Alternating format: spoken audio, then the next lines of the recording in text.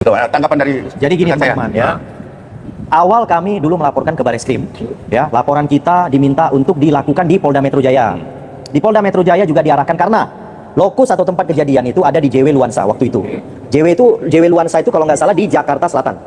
Sehingga kami disarankan lagi kembali ke Polres Metro Jakarta Selatan untuk membuka laporan dan akhirnya kami laksanakan dan laporan itu dibuka. Nah, kemudian sebenarnya di tingkat Polres ini sudah mau proses penyelidikan itu sudah mau ditingkatkan ke penyidikan. Akan tetapi waktu itu kami membutuhkan ahli yang mana tiba-tiba Polda Metro Jaya menarik laporan tersebut digabungkan di Polda Metro Jaya. Nah, tetapi tidak apa. Kami diperiksa kembali di Polda Metro Jaya dengan namanya pemeriksaan tambahan. Oke, kita sudah melengkapi pemeriksaan tambahan sebanyak saya personal 25 pertanyaan. Ya, kemudian rekan saya juga sekitar 60 pertanyaan udah total ya. 67. Ada rekan saya lagi juga sekitar 60 pertanyaan. Jadi artinya menurut saya ya, kami ini sebagai pelapor. Artinya kami sudah menyerahkan kepada negara. Sekarang kami minta negara untuk bertanggung jawab atas laporan kami. Jangan cuma panggil kami, panggil sini, panggil sana, ya kan? Roy CS nggak dipanggil-panggil, kayak genjer kangkung gitu loh, ya kan? Jadi saya minta kepada penyidik Polda Metro Jaya, kalau kau nggak bisa melaksanakan ini laporan kami, kau kembalikan ke Polres Jaksel. Kau tolak itu, jangan kau main terima-terima perintah jabatan tapi tidak kau laksanakan jabatan itu. Ya, ini saya sebagai pelapor. Ya, legal standing saya jelas, ada SK Kumham kami. Ya, sebagai organisasi advokat ada terdaftar di Kumham. Oke, jadi saya minta penyidik Polda Metro Jaya, kau jangan main-main. Ya, kalau kau main-main, kulaporkan kau kepada Kabid Propam Bang Raju. Ya, itu ultimatum saya kepada Polda Metro Jaya, khususnya penyidik daripada Kamnek yang menangani perkara kami.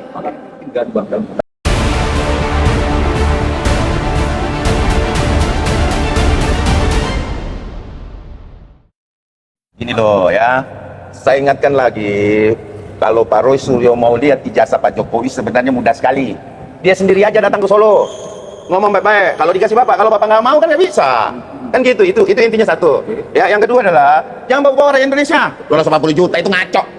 Ya, saya peringatkan pada Pak Roy ya, sekali lagi Bang Roy, ya nggak usah lagi berhenti ikutin proses hukum, berhenti komentar-komentar sana sini, itu malah memperkeruh suasana. Ini skripsi, entar kakak, entar KTP, sertifikat tanah, ini palsu semua jadinya. Kan gitu. Jadi gini loh, kalaupun ada proses yang namanya itu administratif, itu seperti apa? Nah ini datang Rismon, nyari sana sini sana. Orang gini loh. Ya, saya ingatkan juga saudara Rismon. Pak Rismon, Anda datangin ya Pak Kasmujo. Ya, dia tidak ingin diminta keterangannya. Itu melanggar HAM itu. Nah, ingat, yang bisa menabrak HAM, hak asasi manusia, ya adalah perbuatan pidana. Ya, itu harus Anda mengerti dulu. Anda menabrak HAM orang, datang ke sana orang tidak mau, dipaksa-paksa nggak boleh loh. Nah, apapun itu jawabannya itu adalah keterbatasan karena dia tidak mau berpanjang-panjang lebar tuh menjawab. Lihat dong gestur tubuh Pak Kasmujo itu kan nggak pengen loh. Nah, terus ya apalagi nih pertanyaannya yang mengenai pramuka. Pramuka. Nah, hati-hati Anda. Saya ingatkan Anda yang berkomentar terhadap bahwa itu dicetak di pramuka, Anda harus ada bukti konkret. Bila tidak, itu ujaran kebencian yang Anda sampaikan loh. Dan itu adalah fitnah, jelas itu. Itu ujaran kebencian itu memetakan antara kelompok masyarakat. Kenapa nggak saya bilang kelompok masyarakat? Anda mengatasnamakan PDIP. Apa betul? Saudara berbicara atas nama PDIP? Atau apa? Nah ini, hati-hati. Jangan bawa-bawa PDIP. Ya, jangan bawa-bawa PDIP. Hati-hati di sini. PDIP dibawa bahwa ini PDIP sudah adakan pada saat Gubernur DKI, bahwa ada di percetakan yang dilakukan di pramuka tanpa ada bukti. Hati-hati Anda. Saya ingatkan Anda hati-hati ya. Akan banyak korban-korban lagi yang ikut dilaporkan dan pelaporan polisi. Ya, saya ingatkan. Sudah. Ikuti proses hukumnya. Kan ini sebentar lagi kami juga mendesak Polda Metro Jaya untuk segera menaikkan sidik. Terus yang kedua, ada pengacara yang mengatakan bahwa legal standing Pradi Bersatu tidak ada. Nah, kalau legal standingnya tidak ada, laporan polisi itu apa? Ya, udah. Ya, jadi kita jangan membodohi pikiran masyarakat atau melakukan statement-statement ya yang merugikan masyarakat banyak, yang menimbulkan korban. Dia berkomentar nanti di sosial media ABC tanpa bukti, dilaporkan lagi. Apa mau begitu terus pidana? Dan ingat, ini pidana berulang. Saya sudah sampaikan kepada Polda Metro Jaya bahwa ini harus segera diselesaikan. Kenapa? Ini adalah jurisprudensi. Jurisprudensi itu hukum, ya. Jurisprudensi itu adalah hukum yang terhadap Bambang Tri, putusan Mahkamah Agung. Tahu pasalnya? Saya sampaikan kepada masyarakat Indonesia. Pasalnya adalah 28 ayat 2 dan 45A. Ya, 45A ayat 2. Dan itu adalah pelaporan Pradi Bersatu sama. Ya. Sama. Sehingga kami meminta Polda Metro Jaya patuhi hukum, karena jurisprudensi adalah hukum. Cepat limpahkan. Cepat lekat sidik. Kemudian kalau memang mau dilakukan penahanan, tahan. Ya, boleh. Nah, terus yang kedua, ya kalau memang Roy Suryo CS mau menghadapi laporan, nggak usah. Ini saya sampaikan lagi kepada masyarakat ini. Saya melihat dalam dialog publik, ya, ini ada ketakutan nih sebenarnya nih dengan laporan Pradi Bersatu nih, ya, ada ketakutan nih sehingga tidak disinggung. Yang disinggung 310, 311 yang sifatnya tidak bisa ditahan, ya, karena kalau laporan Pradi Bersatu itu minimal 6 tahun tuh, ancaman hukumannya 6 tahun tuh, jadi ditahan tuh, makanya dia selalu geser tuh, ada framing, ada arahan, jadi mengarahkan. Nah, itu kayak pengadilan ya, kayak semua yang namanya pengacara itu tahu kalau diarahkan itu ke 310, 311. Tapi kalau 160 ada ketakutan di situ. Saya memperhatikan ya gestur daripada pihak sebelah nih, nah, seperti itu, ada ketakutan tuh. Nah, proses itu 6 tahun itu bisa dilakukan penahanan. Nah, dan kalau Polda Metro menaikkan sidik Peradilan Bersatu, maka saya minta tahan. Bang, tapi menyebut kata harus dipercepat. Ini kayak model streamlet atau dagelan, Bang. Ini gimana? Saya bilang sekali lagi, saya menyebut permainan Roy Suryo CS adalah dagelan kentut. Baunya kecium, tapi tak nampak. Kenapa? Orang jangan pegang ijazahnya ngomong. Gitu. Tanggapan dari Jadi gini teman-teman ya. Awal kami dulu melaporkan ke Bareskrim, ya, laporan kita diminta untuk dilakukan di Polda Metro Jaya. Di Polda Metro Jaya juga diarahkan karena lokus atau tempat kejadian itu ada di JW Luansa waktu itu. JW Luansa itu kalau nggak salah di Jakarta Selatan. Sehingga kami disarankan lagi kembali ke Polres Metro Jakarta Selatan untuk membuka laporan dan akhirnya kami laksanakan dan laporan itu dibuka. Nah, kemudian sebenarnya di tingkat Polres ini sudah mau proses penyelidikan itu sudah mau ditingkatkan ke penyidikan. Akan tetapi waktu itu kami membutuhkan ahli yang mana tiba-tiba Polda Metro Jaya menarik laporan tersebut digabungkan di Polda Metro Jaya. Nah, tetapi tidak apa. Kami diperiksa kembali di Polda Metro Jaya dengan namanya pemeriksaan tambahan. Oke, kita sudah melengkapi pemeriksaan tambahan sebanyak saya personal 25 pertanyaan. Ya, kemudian rekan saya juga sekitar 60 pertanyaan udah total ya. 67. Ada rekan saya lagi juga sekitar 60 pertanyaan. Jadi artinya menurut saya ya, kami ini sebagai pelapor. Artinya kami sudah menyerahkan kepada negara. Sekarang kami minta negara untuk bertanggung jawab atas laporan kami. Jangan cuma panggil kami, panggil sini, panggil sana, ya kan? Roy CS nggak dipanggil-panggil, kayak genjer kangkung gitu loh, ya kan? Jadi saya minta kepada penyidik Polda Metro Jaya, kalau kau nggak bisa melaksanakan ini laporan kami, kau kembalikan ke Polres Jaksel. Kau tolak itu, jangan kau main terima-terima perintah jabatan tapi tidak kau laksanakan jabatan itu. Ya, ini saya sebagai pelapor. Ya, legal standing saya jelas, ada SK Kumham kami. Ya, sebagai organisasi advokat ada terdaftar di Kumham. Oke, jadi saya minta penyidik Polda Metro Jaya, kau jangan main-main. Ya, kalau kau main-main, kulaporkan kau kepada Kabid Propam Bang Raju. Ya, itu ultimatum saya kepada Polda Metro Jaya, khususnya penyidik daripada Kamnek yang menangani perkara kami. Oke, mungkin Bang dalam pertanyaan ijazah. Mabes Polri sudah menyerahkan kepada kami. Tapi dari pihak RSUDP sendiri berpilihan di Bang KPK mendatang tanah asing. Apa melihatnya gimana sih, Bang? Oke, itu saya sebut sekali lagi adalah pidana berulang. Kenapa? Yang satu sudah dilakukan pelaporan, terbit laporan Peradilan Bersatu dan teman-teman yang ada di Jakarta Pusat dan lain sebagainya, itu adalah diduga perbuatan pidana. Dilakukan lagi, makanya itu dinamakan adalah tindak pidana yang berulang. Nah, sehingga ini harus segera diproses, kalau nggak berhenti. Nah, tapi ada yang ngeri-ngeri sedap ini. Saya yakin betul dengan laporan kami disatukan, bukan berarti akan ditutup. Tapi itu saya yakin betul efisiensi penyidikan akan dilakukan, kemudian setelah itu akan diproses. Dan saya sudah meminta, saya nanti kasih teman-teman surat, bahwa surat kami juga sudah sampai ke Kapolri. Ya, mungkin besok saya akan melayangkan surat ke Kapolri, bahwa meminta Puslap ya untuk mengirimkan hasil puslap itu kepada Polda Metro sebagai acuan apa? Sebagai acuan bahwa ada dua ya yang saya sebut tadi, ada dua bentuk laporan, yang satu ijazah palsu, yang satu tuduhan palsu.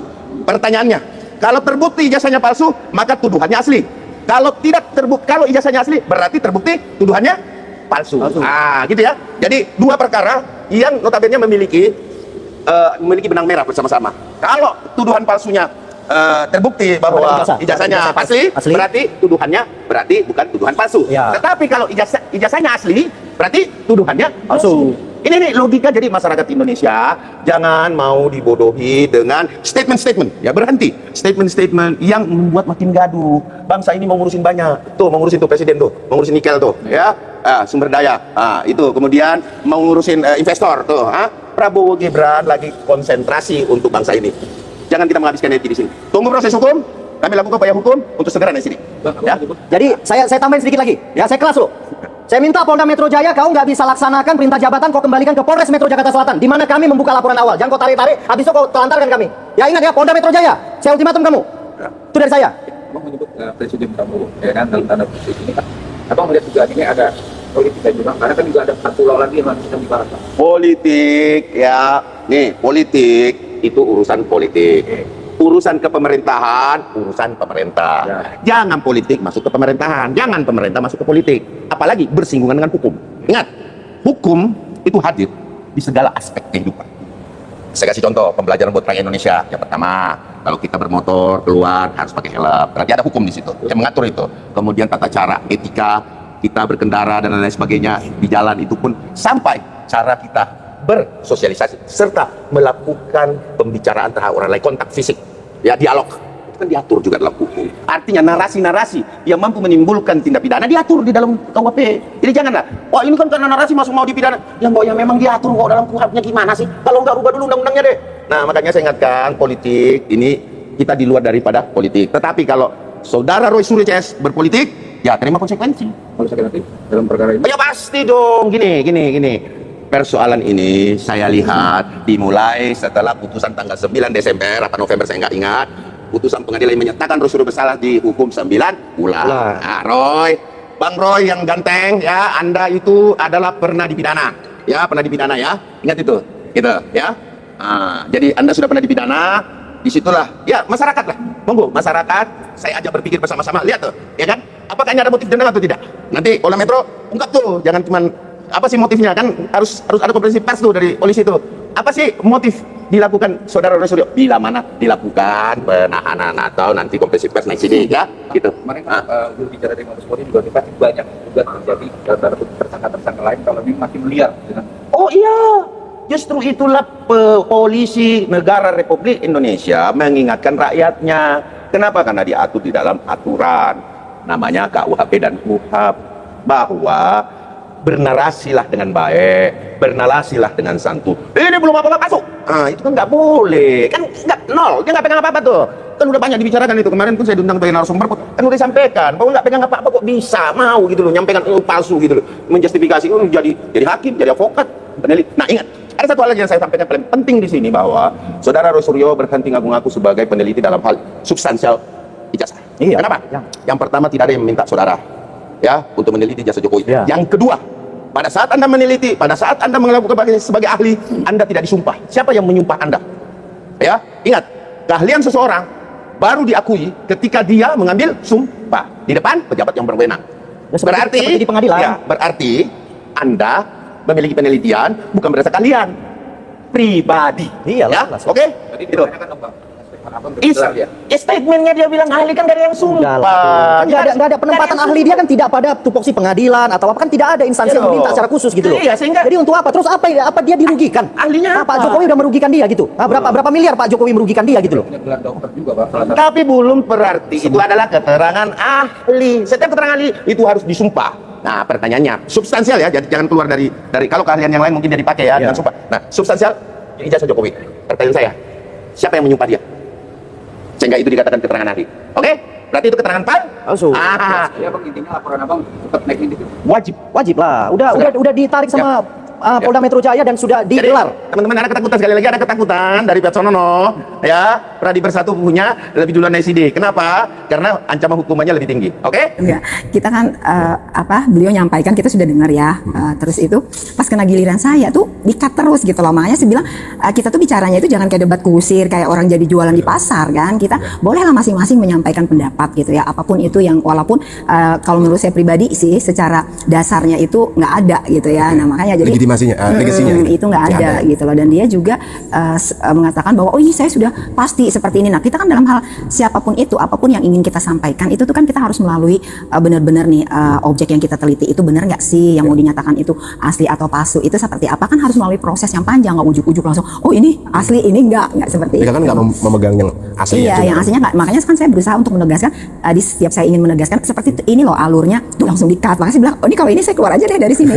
Tapi dari sini jangan ya Bu, kita klarifikasi semuanya, iya. Memberikan pemahaman. Pertama kita melihat dari sisi hukum ya. Ibu Indri adalah praktisi hukum ya. Kira-kira apa Ibu mau jelaskan dari gunjang-ganjing jasa Pak Jokowi ini? Klaim sana, klaim sini, ini asli di sini, klaim palsu. Lagi-lagi bilang oh ada bukti lagi ini. Jadi belum ada kepastian. Tapi secara hukumnya gimana yang pasti? Iya kan kalau segala sesuatu itu yang mereka menyatakan misalnya oh ini mereka yakin banget ya, yakin banget oh ini palsu. Nah segala sesuatu itu kan harus ada yang mendasari. Nah pernyataan asli dan palsu itu tidak bisa dikemukakan sembarangan oleh hanya seorang misalnya dia mengklaim dirinya ahli misalnya. Kan semua itu kan harus ada putusan melalui prosedur misalnya. Oke, kalau misalnya ini yang bisa menyatakan bahwa itu adalah asli atau palsu kan hanya pengadilan. Gitu kan. Nah, jadi mereka kan tidak melalui proses itu. Baris Krim Polri keputusan penyidikan kemarin itu setara pengadilan juga, secara hakim.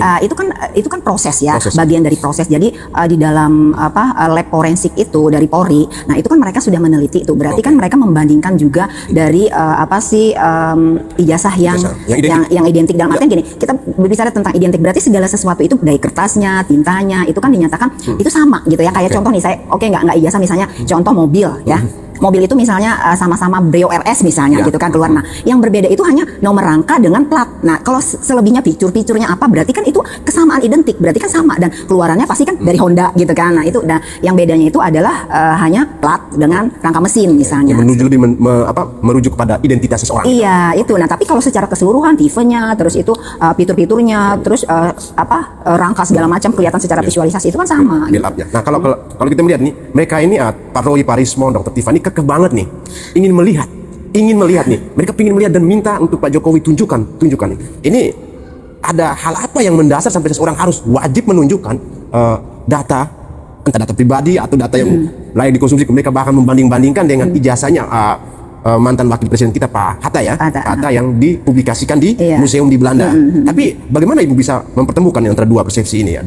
Satunya keinginan, satunya ada kepentingan untuk negara. Kalau menurut saya juga jadi pertanyaan besar ya. Biasanya kan kalau menuduh sesuatu itu palsu gitu kan, pertama tuh kan ada yang dirugikan. Oh, ini dimulai dari menuduh dulu ya, ini. Ya kan menuduh kan. Oh, menuduh dulu. Mereka kan menuduh dan meminta gitu. Ya kan mereka kan menuduh tuh ya, menuduh dulu kan. Terus mereka meminta untuk karena mereka menuduh terus mereka tidak yakin kan. Berarti kan kalau misalnya mereka minta ditunjukkan artinya mereka tidak yakin itu kebenarannya adalah asli gitu kan. Oke. Dari mereka menuduh juga, dari mereka menuduh itu sebenarnya tujuannya apa, dasarnya apa gitu ya. Jadi saya kemarin juga berpikir, loh, kenapa sih harus mereka minta nih ditunjukkan? Itu emangnya Pak Jokowi kalau nggak menunjukkan, karena itu kan punya pribadi terkait dengan yang Bung Hatta ya ditaruh tuh ini. Nah sekarang juga Bung Hatta kan udah nggak ada gitu ya, dan itu kan sebagai ibaratnya ini loh kebanggaan, apresiasi bahwa ditunjukkan di situ. Karena kalau disimpan juga di dalam gitu kan orang nggak tahu gitu kan, orang besar apalagi ini ibaratnya buat mengenang beliau gitu kan. Nah sekarang Pak Jokowi kan masih hidup gitu kan, ngapain harus ditunjukin ijazah beliau? Dan saya pribadi sih nggak setuju ya, dalam artian ya saya yang punya ijazah suka-suka saya dong. Pertanyaannya begitu Pak Jokowi tunjukin, mereka bilang nggak itu asli? Mereka pengennya gini, kita uji lagi dong. Mereka punya hak apa? Mereka tuh nothing else gitu ya dalam hal untuk membuktikan bahwa itu adalah asli atau tidak gitu kan. Nah sekarang kemarin uji lab forensik aja mereka nggak percaya gitu ya. Nah tadi mereka nggak percaya, terus mereka percayanya siapa gitu? Dan sekarang pertanyaannya mereka bisa meyakinkan bahwa ini benar-benar kita bisa membuktikan. Nah sedangkan pembuktian mereka itu hanya membandingkan antara mengambil juga fotonya itu kan dari internet gitu loh. Nggak ada bukti data analog gitu. Analognya juga nggak ada gitu kan, itu nggak bisa. Dan sekarang jadi saya pikir tuh ada sesuatu tersembunyi gitu ya. Mungkin saya nggak mau itu apapun gitu. Ya mau itu proyek mau apa, yang pasti kenapa sih begitu kekeh gitu pertanyaannya kan. Nah kalau misalnya alasan kemarin Bang Rismond ngomong ke saya itu kan, saya tuh Bang ingin apa sih menyampaikan aspirasi dari masyarakat gitu kan, yang pengen tahu kebenaran. Loh saya bilang kalau misalnya menyampaikan aspirasi, mengekspresikan diri, menyuarakan itu kan memang kita secara konstitusi kita kan mengatur tuh di pasal 28 gitu kan, boleh nih menyuarakan pendapat, berpendapat apapun ya, tapi jangan kebablasan dong, jangan sembarang menuduh gitu loh. Mereka punya dasarnya apa gitu, hanya karena melihat visualisasinya itu terus mereka merasa yakin ini apa sih palsu gitu. Karena itu yang saya pribadi saya tidak setuju gitu. Saya tidak setuju adanya hal seperti itu. Jadi sebenarnya keinginannya apa sih? Dan lagi mereka mengatasnamakan, yang kita keberatan, saya kan orang penduduk Indonesia, warga negara Indonesia, harus nambah rakyat Indonesia. Nah rakyat yang mana? Rakyat Indonesia itu kan taruhlah seluruhan saat ini 344,4 juta. Nah kalau misalnya kita lihat dari yang dia sampaikan hanya ada beberapa gelintir gitu kan, ada beberapa persen dari berapa, cuman ratus, bahkan kalau misalnya misalnya ada ribu, itu dibandingkan 0,0 berapa dari seluruh penduduk Indonesia. Nah ini mengenai Quran kedaulatan rakyat, ini dipaksakan supaya orang percaya nih bahwa di tahun itu tulisannya harus segini. Jadi mereka membandingkan dengan koran gitu ya, dengan koran kan, membandingkan dengan koran. Nah di Quran dikatakan Quran kan kemarin itu kan menjadi salah satu alat bukti juga di Dirtipidum saat konferensi pers kemarin. Ada Quran, terus ini ada bukti-bukti yang lain, itu transkrip dan sebagainya. Nah dari sekian banyak bukti itu mereka cuma comotin Quran kedaulatan rakyat ini.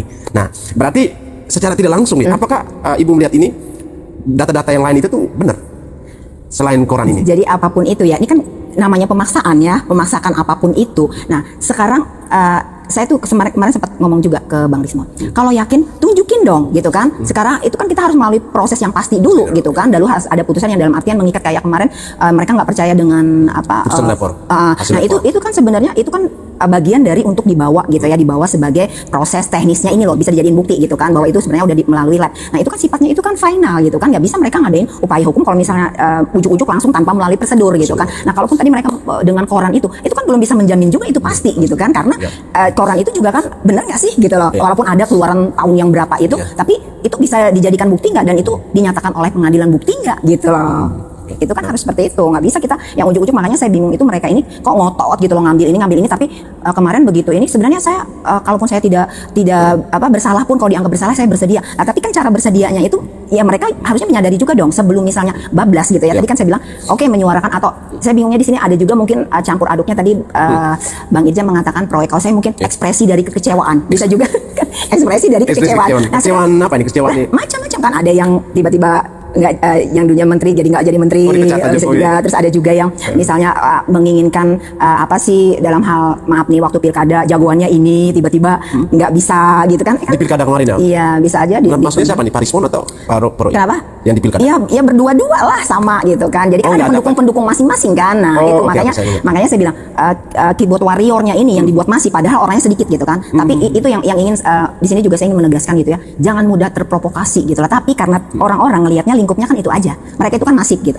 Jadi apapun yang ini udah main telan aja. Nah itu yang tapi saya pikir ini masih banyak manusia-manusia di Indonesia ini, para tokoh-tokoh yang bisa mengerti, memahami, dan pintar bisa mengambil, dan artinya masih waras, bisa berpikir secara normal gitu loh. Itu yang harus ini. Jadi kalau seperti ini sebenarnya keuntungannya apa sih buat mereka gitu loh?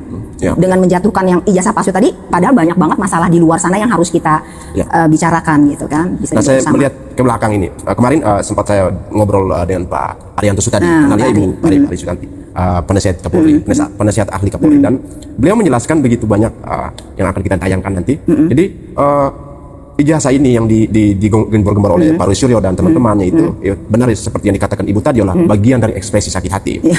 Saya akan bertanya, apa yakin Pak ini bagian dari ekspresi sakit hati? Ya kan saya beliau pun lama juga di pergerakan di balik layar, bagaimana istilahnya operasi senyap lah Polri ini. Pertanyaan saya, tapi kenapa profesor-profesor dari UGM ini tidak bersuara gitu bahwa ijazah ini asli atau palsu gitu kan? Tapi beliau menjawab begini, kan sudah ada rektor yang bicara atas nama itu. Jadi gini ya, kan waktu yang kemarin saya bicara juga dengan pas ketemu Bang Rismon juga kan, saya tanyakan sebenarnya yang sangat keberatan kalau kita berbicara tentang ijazah palsu ya, pertama kan orang yang dirugikan gitu ya. Orang yang dirugikan dulu kan, itu yang dalam artian bisa buat pengaduan, kayak contoh dulu ada dokter yang ngaku dokter padahal tidak. Dari sisi hukum nih, supaya dari sisi hukum ya, dari sisi hukumnya gitu. Sekarang gini, kalau misalnya alasan UGM kenapa? Kan yang setahu saya UGM itu kan udah bersuara mengatakan bahwa ijazah itu asli gitu kan. Makanya tadi saya bilang lagi, kan ada beberapa pihak tuh yang apa sih yang sangat dominan ya, yang punya domain dalam artian UGM-nya sendiri, alma maternya menyatakan bahwa itu asli. Walaupun tadi kata Bang Irjan ada beberapa profesor guru besar ya, profesor lah di situ, guru besar yang mengatakan kan rektor udah bersuara gitu kan. Berarti beliau diam itu bukan berarti misalnya mengatakan oh ada sesuatu di situ, ini bukan suatu kebenaran yang disampaikan rektor. Kan bukan berarti seperti itu kan. Bisa aja karena dalam institusi itu kan kadang kalau kita menyampaikan apapun itu pendapat itu kan ada jenjang alurnya. Kalau misalnya ini untuk statement buat keluar apa, itu kan yang berwenang kan rektor gitu kan. Kayak juga kita bikin apa misalnya untuk permintaan apapun keluar itu kan harus rektor gitu. Berarti yang pertama tadi apa? Orang yang dirugikan. Orang yang dirugikan. Orang yang dirugikan inilah. Orang yang dirugikan karena penggunaan ijazah tersebut gitu loh. Kan gini, jadi gini.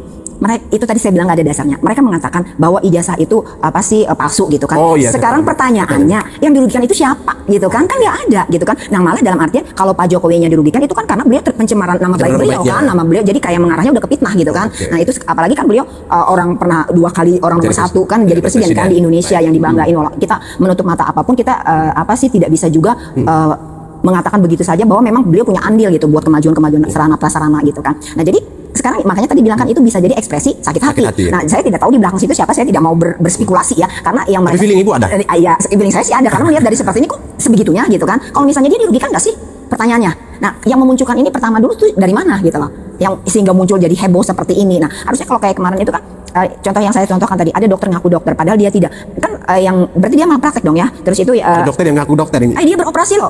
Saya pernah saya lupa namanya, jadi dia itu mengatakan dirinya dokter, jadi dia buka praktek sampai akhirnya ketahuan bahwa ternyata itu bukan dokter. Nah itu kan merugikan pasiennya kan. Nah kalau seperti itu kan berarti itu kan langsung ditindak. Oh ini ternyata palsu, dilakukan pembuktian ternyata benar, alma maternya nggak mengakuin. Nah balik lagi yang disampaikan Bang Irjen itu, lo katanya ada beberapa guru besar tidak mengakui, tetapi ada beberapa teman kuliahnya Pak Jokowi, ada juga yang dosen-dosen yang sudah pernah juga ngajar itu mengatakan itu asli gitu loh, bahwa benar beliau melalui proses. Kan gini, kalau kita dalam dunia pendidikan itu, kecuali tadi yang bodong yang tiba-tiba dapat ijazah beli itu terserah gitu ya. Saya aja pernah dituduh seperti itu. Kok banyak pernah ya dituduh itu? Pernah ada yang bilang gini, kok pertama kalau misalnya orang mikirnya gini, pertama tuh harus banyak banget duit gitu loh, bisa dapat gelar sebanyak itu kan. Tapi kan kalau saya yang ngejalanin sendiri, saya kan tahu prosesnya seperti apa gitu kan. Saya benar-benar kuliah, tanya aja ke alma mater saya semua itu, saya tuh kecuali terkapar baru nggak masuk kuliah. Nah, saya bisa menyelesaikan S22, S1-2, itu kan dalam artian sampai jenjang pendidikan tertinggi. Nah, dari situ kan ada teman-teman dong, masa senyap semuanya nggak ada, tapi kan dari yang saya pernah tahu gitu ya, saya pernah baca juga, saya pernah lihat, itu kan mereka menyatakan, oh ini memang sama-sama saya, satu alma mater gitu. Nah, jadi kenapa kalau misalnya mereka melakukan penuduhan mati-matian menyatakan, oh ini adalah palsu. Nah, sedangkan mereka aja sampai detik ini kan belum bisa membuktikan secara yuridis. Tapi belakangan tuh malah ada pukulan balik untuk Pak Rismon ya. Kalau Pak Roy kan banyak dinegasikan oleh orang soal kepakarannya beliau. Saya juga baru tahu tuh, maaf nih saya potong. Katanya Pak Roy itu kan ahli digital forensik kan? Pakai telematika. Pakai telematika. Tapi begitu kemarin saya dengar tuh dia S2-nya itu ilmu kesehatan ya? S2 ilmu kesehatan, S S1 pertamanya komunikasi. Komunikasi apa informatika? Komunikasi. Komunikasi. UGM, S1 UGM. Nah, iya kan komunikasi. S3-nya di UNJ katanya. Iya, di UNJ. Manajemen. Tapi ya itulah. Itu dinegasikan sendiri oleh Pak Rismon waktu kasus Jessica. Iya. Jadi kasus Jessica Pak Rismon juga. Iya, saya sempat lihat tuh. Kata-kata ini itu. Jadi saya juga bingung kok berdua ini bisa klop Nah, lagi. sekarang gini, pertanyaannya.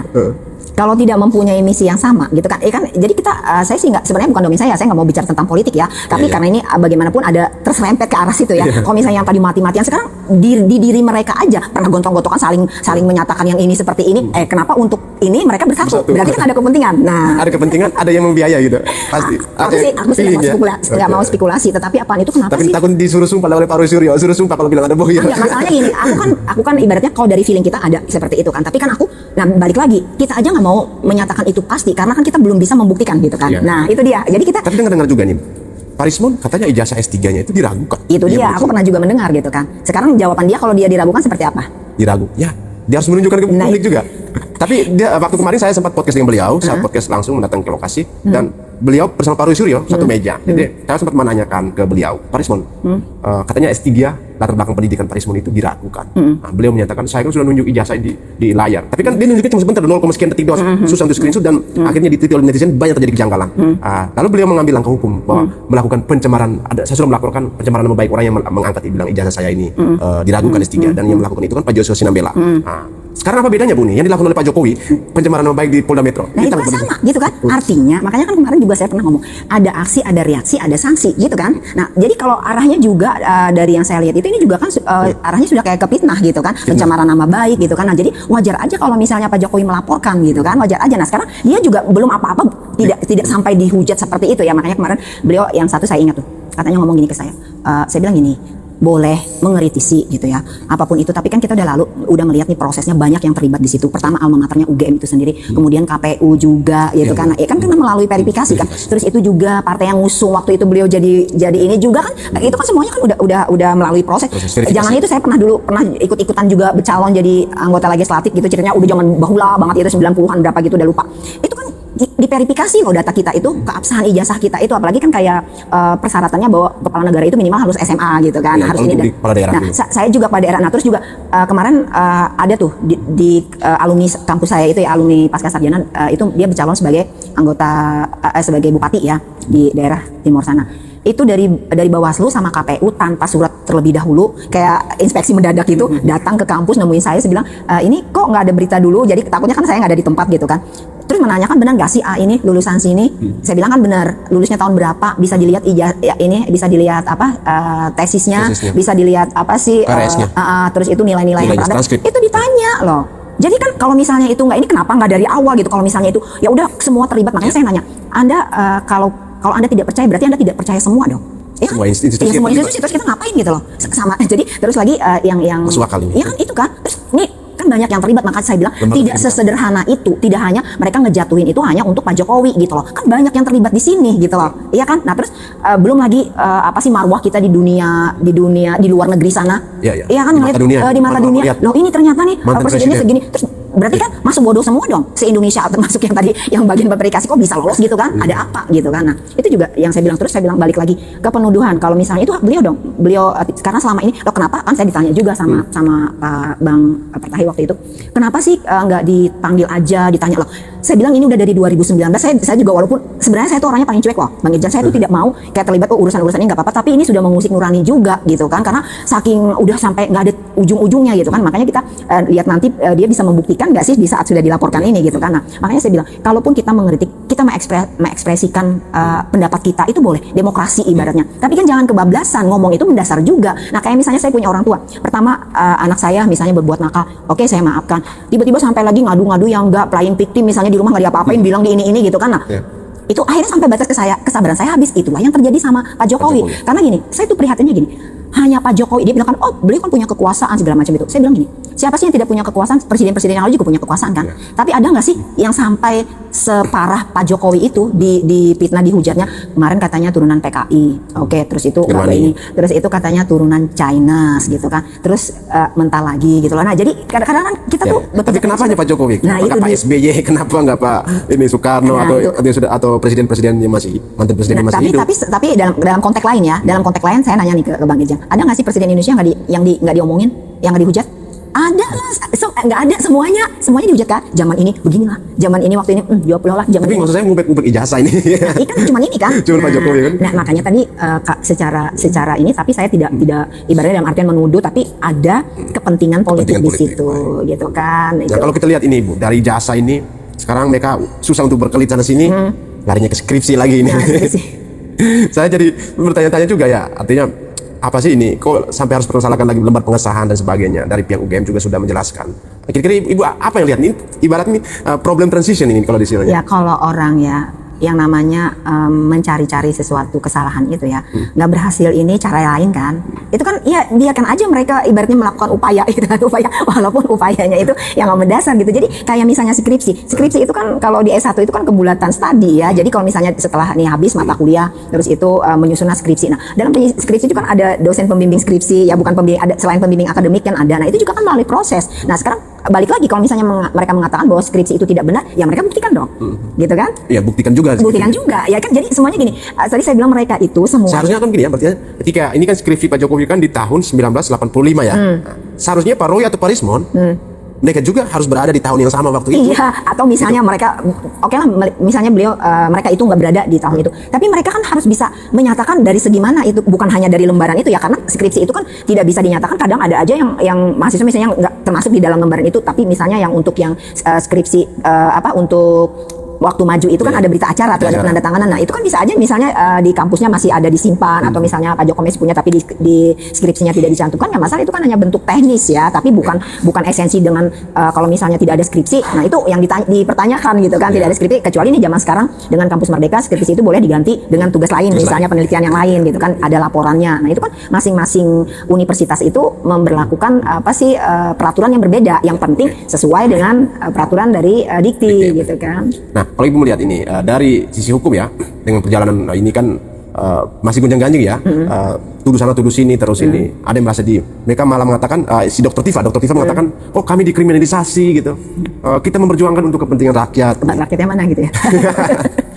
Sekarang kalau kita tuh bicara tentang kriminalisasi, tadi di awal saya sampaikan juga, saya tuh prihatin loh, terlalu banyaknya, terlalu sabarnya Pak Jokowi itu selama ini. Di saat beliau masih menjabat sebagai presiden aja, mereka kan sudah mengutak-atik nih, udah menyampaikan hal-hal yang tidak mendasar, yang tidak ada sampai saat ini tidak ada kebenarannya gitu kan. Nah mereka sudah menyampaikan itu. Nah itu tuh beliau udah bersabar itu saya lihat sih, beliau itu sebagai saat itu menjabat sebagai presiden, masih menjabat sebagai presiden ya. Jadi beliau itu pengen ya udah biarkanlah mungkin nanti berhenti dengan sendirinya, dan beliau masih bersabar karena beliau ngapain sih banyak yang diurusin tentang apa sih negara ini daripada sekedar mendengarkan ocehan-ocehan yang tidak penting lah kayak gitu kan. Nah itu, tapi di akhir-akhir kok malah tambah ada lagi. Nah makanya itu yang nah makanya saya sih sependapat aja, nggak ada istilah kriminalisasi itu kalau kita dicari-cari kesalahan kita ya dari segi pindadanya. Ini malah sebaliknya. Nah ini kan mereka kan sadar, sampai kemarin tuh saya bilang gini, makanya kalau misalnya taruhlah anak yang nakal misalnya atau melakukan sesuatu tuh harus mikir dulu, menyatakan tuh dengan cara yang santun gitu kan, dengan cara ini ada mannernya. Terus jawabannya apa waktu itu Bang Rismon, ya saya ini kan dari kampung ada manner gitu, bukan seperti itu. Ibaratnya kan kita ada komunikasi yang baik gitu loh, jadi bukan pasti oh ini benar, kayak Bang Roy aja udah yakin wah begini. Nah itu kan hal yang berbeda. Kemudian yang disayangkan lagi mereka tadi punya tadi yang saya bilang keyboard warriornya Keyboard warrior. yang masif setiap ini padahal itu lagi orangnya gitu loh. Tapi Diulang-ulang, kalau diulang-ulang jadi gitu. yang bikin heboh itu ya karena kan ini hot issue ya. Hot issue itu lalu media kan pada mengekspos. Nah, itulah serunya gitu kan kalau misalnya ada yang lebih penting, lebih dominan lagi tapi nggak di ini karena nggak menjadi perhatian publik gitu kan. Tapi kan orang yang ngomentari juga itu lagi. Makanya tadi saya bilang yang begitu selesai saya podcast dengan Bang Rismon itu tuh komennya banyak banget. Oh, ini siapa sih Ibu Nen? Ada yang lenek lampir bla bla bla ngomongin saya. Dia aja nggak kenal saya. Pertanyaan kalau saya marah misalnya saya nuntut lu siapa gitu kan. Taunya ngejat saya secara itu gitu sampai bilang, "Bener nggak sih dokter lulusan apa bodoh banget gini-gini gitu kan." Nah, tapi buat saya ngapain? Saya tuh dulu pernah udah ada yang masuk ke Instagram saya ngomong begini-begini. Ya saya cuekin aja dan saya juga jarang buka Instagram gitu kan karena saya orangnya nggak suka show up gitu ya dalam setiap apa-apa status, setiap apa tuh karena saking sibuk juga mungkin pura-pura sibuk. Jadi nggak sempat gitu loh. Tapi memang masyarakat Indonesia membutuhkan ya, artinya ketika dari sisi kontra yang begitu banyak menyerang kepada pemerintah Prabowo, kepada Pak Jokowi, ya memang orang-orang seperti Ibu ini yang dalam level taraf akademisinya doktor ataupun profesor, saya pun selama ini menghadirkan dalam dua sisi, Bu. Iya. Dari pro, dari kontra, terus saya menghadirkan sekian banyak profesor, akademisi, doktor, ya dengan perspektif hukum tata negaranya. Iya. Dari Ibu, kenapa saya harus meminta Ibu menjadi narasumber? Saya pikir ya dari ini kan paling tidak bisa membelah lidahnya masyarakat lah, yang artinya tidak hanya miring ke kiri, miring karena ini biar lurus. Ternyata ada fakta hukum tadi yang Ibu bisa jelaskan tadi soal bagaimana antara dirugikan ataupun beberapa hal lainnya. Nah, tapi kalau kita lihat ini, Ibu, kekehnya mereka ini, mereka juga ngisi pasal. Apakah ada pasal yang menyatakan untuk kepentingan rakyat Indonesia dalam hukum? Ada aturan gitu atau perspektif mana yang gitu? Sekarang mereka kan tuh bicara tentang tentang undang-undang KIP gitu ya. Ya kan informasi publik itu bahwa seorang penjabat itu itu kan konteksnya kan berbeda. Bukan ngapain sih? Konteksnya tuh bukan ke ijazah gitu loh. Konteksnya tuh kayak misalnya pengelolaan suatu lembaga sampai instansi. Kalau misalnya nih saya pengen data, saya datang ke suatu lembaga instansi, saya pengen data ini, mereka tuh wajib memberikan datanya gitu dalam hal yang itu ada hubungannya dengan rakyat banyak gitu loh. Kan seperti itu. Parsial tidak bisa ya? Iya enggak lah, jangan. Jadi kalau misalnya itu data pribadi, lah ngapain harus diekspos? Nah, sekarang kinerja misalnya kita menyoroti suatu BUMN ya, taruh lembaga apa? Oh, ini kayaknya sistem tata kelolanya nggak bagus gitu kan. Nah, terus kita mencari data misalnya buat informasi-informasi yang diperlukan. Nah, itu kan wajib diungkapkan ke publik gitu kan untuk tahu oh ini ternyata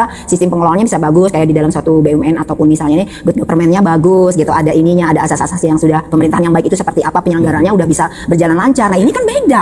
Ini buat publik yang mana gitu loh. Kan itu juga kan masuk kayak bagian kayak yang tadi saya sampaikan, saya pernah dituduh macam-macam dalam arti ijazah saya nggak mungkin banyak pasti beli segala macam gitu kan. Nah, saya bilang ngapain saya ngeladenin itu, ngapain saya harus nunjukin gitu kan. Yang tahu kan saya alma mater saya, teman-teman ini saya. menyangkut undang-undang ini kan KIP ini kan informasi publik ini, menurut Ibu ini ijazah ini data pribadi Masuk atau bukan?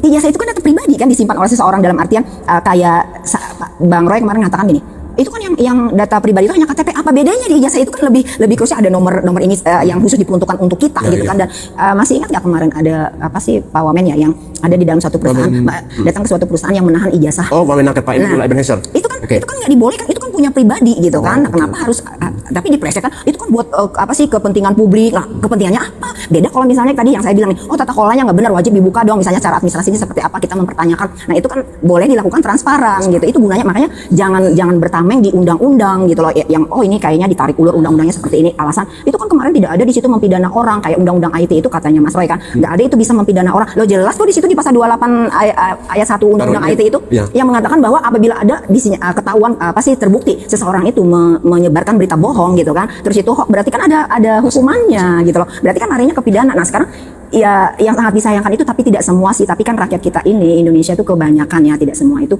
suka ikut arus, go to flow, jadinya ikut arus kalau oh ini ramai gitu, padahal nggak tahu. Makanya saya pernah tuh ada cerita ya, saya nanganin kasus, saya tahu persis waktu itu nih, ini contoh nih ya, tadi yang contoh pribadi saya sudah, dia bilang itu nggak benar lulusan ini, itu di komen-komen baru nih dibaca tuh sampai anak saya tuh nangis ya dengar terutama.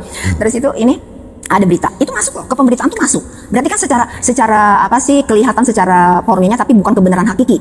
Yang kita cari itu kan kebenaran hakiki ya. Nah, sekarang katanya gini di berita itu tentang penggelapan tentang pemalsuan surat. Jadi waktu itu kayak BPKB gitu loh, palsu gitu ya. Jadi ada sindikat gitu. Terus ditanda itu semua itu loh. Ini udah lama ya ceritanya nih. Ada beberapa media TV juga sudah diterima sudah ketahuan tempat lokasi tempat pembuatan BPKB palsu itu dengan STNK-nya berada di jalan ini, rumah nomor ini, kita sudah menyita. Itu padahal nggak ada gitu loh. Enggak fakta yang sebenarnya bukan seperti itu. Malah yang pembuatannya tuh si oknum, karena melibatkan oknum Dismendak kan waktu itu, malah di kantornya sendiri gitu loh. Tapi beritanya, makanya saya bilang karena kita seringnya menemukan hal-hal seperti itu dan kita pun pernah ibaratnya orang mengatakan sesuatu hal yang tidak benar itu Nah, kita tahu bahwa sebenarnya tidak semua pemberitaan itu benar. Nah, itu jadi itu yang harus dipahami. Negara kita ini negara hukum. Makanya saya bilang kalau misalnya semua sudah tidak ada lagi trust dengan semua lembaga, dengan semua institusi, ngapain kita bernegara gitu loh. Ya udah bubar aja. Gitu kan. Terus anak saya, "Mami, aku mau pindah aja nih ke negara lain," gitu kan. Sampai nih bicara tentang ini ya. Saya bukan mengkritisi pemikiran anak SMA mau kelas 1 SMA usia 15 tahun. Nah, saya sendiri sampai ngomong gini, "Kenapa sih soal ijazah melulu? Emang Indonesia ini tidak ada lagi yang perlu diperbincangkan yang lebih penting daripada itu. Makanya kita itu nggak maju-maju." Nah, itu pemikiran anak 15 tahun. Brilian ini anak-anak muda aja. Nah, masih anak muda aja dia care mikir, dengan masa depan. dia tuh mikir loh, terlepas dari kita, misalnya oke nih, waktu pemilihan dulu kalah, terus kita ini, loh, berilah kesempatan untuk mereka bisa melaksanakan tugasnya gitu loh. Ngejudge-nya nanti, karena ini kan sudah melalui proses konstitusional, sudah melalui pemilihan, dipilih seberapa orang banyak, misalnya nggak ikhlas nih, misalnya Pak Jokowi jadi presiden 2 periode, kan itu udah melalui ini kan, dan itu kan fair dipilih oleh rakyat Indonesia. Sekarang kalau misalnya ini, ya udah nggak usah lagi deh pemilih siapa aja yang mau, apakah itu bisa? Berarti kan udah menyalahi konstitusi kita, gitu loh. Jadi itu yang harus ini, ngapain kita belajar dari SD, ini SMP, PPKN, terus itu bagaimana bernegara, gitu. Ya, itu mengenai pemakzulan ya. Jadi tapi kita akan bahas di episode yang berikutnya Iya, lagi. siap. Ibu. Pemirsa, kiranya apa yang disampaikan oleh Ibu Indri mengenai perspektif hukum, terus pencerahan-pencerahan ya, ini dalam ada suara keibuan ya untuk masyarakat Indonesia. Dan selama ini mungkin suara-suara maskulin ataupun suara ibu yang dipaksa maskulin, tapi ini saya menikmati obrolan ini, ada suara keibuan, care ya terhadap masa depan kita, dan ada hal-hal yang ya kita harus berpikir rasional juga. Kita jangan terjebak dengan adanya aktivitas keyboard warrior yang isunya panas dan sini kita juga ikut-ikutan, akhirnya mudah kita terlalu domba dan terprovokasi oleh informasi yang belum secara resmi dikatakan sah ataupun benar di pengadilan. Oke. Ibu, apa ada yang mau disampaikan kepada Pak Rismon, Pak Roy atau Dr. Tifa? Dr. Tifa, apa yang mau disampaikan? Baik, Mas Roy, Suryo, Bang Rismon, juga Mbak Tifa, kalian boleh memberikan pendapat apapun. Tapi yang harus diingat, apapun yang kalian sampaikan itu, kalian harus bisa membuktikannya. Jadi kalaupun saat ini proses itu berlanjut, dalam artian orang yang kalian katakan bahwa ijazahnya itu adalah palsu, kemudian memberikan laporan balik dan melaporkan kalian bertiga, kalian harus bisa memahami konsekuensinya dan harus bisa menerima dengan gagah juga seperti saat kalian menyampaikan keyakinan kalian. Jadi silahkan mengekspresikan diri, silahkan berpendapat, tetapi